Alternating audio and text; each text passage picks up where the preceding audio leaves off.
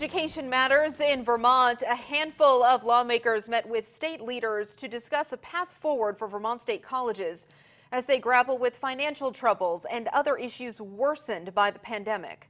Local 44's Devin Bates has more. There's been a lot of discussion around immediate concerns in the Vermont State Colleges system, like what they're doing to house and instruct students during a pandemic.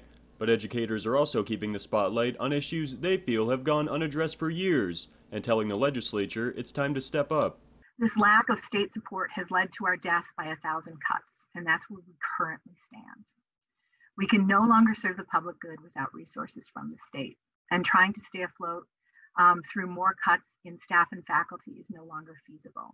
Linda Olson has taught at Castleton University for over 2 decades and described how years of staffing cuts have stretched critical services thin. We have seen cuts in the wellness centers across the system, and this is despite the fact that our students have higher rates of depression, anxiety, and suicidal ideation than ever before. But each campus has weathered multiple financial storms, and each time the decision has been made to cut or not replace staff and faculty who leave. Olson said a labor task force made up of union members from across the state colleges system will be proposing solutions to these long-standing issues next Thursday at a staff town hall meeting, adding that there will be a focus on reconfiguring administration across the system. VSCS Chancellor Sophie Zadatny signaled a willingness to act sooner rather than later.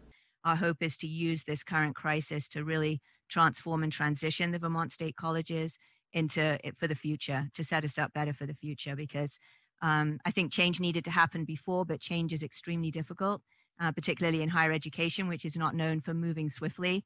State lawmakers have set aside $7 million in CARES Act funding and $5 million in bridge funding for state colleges, but with a $30 million deficit, Senate President Tim Ash said the legislature will have a lot to consider. It's hard to believe, but we're coming back to the Cyber State House on August 25th to continue the year's budget, and we know that all levels of education, starting with pre-K all the way through higher ed, are all in a turbulent stage because of COVID, and so this will help inform our work.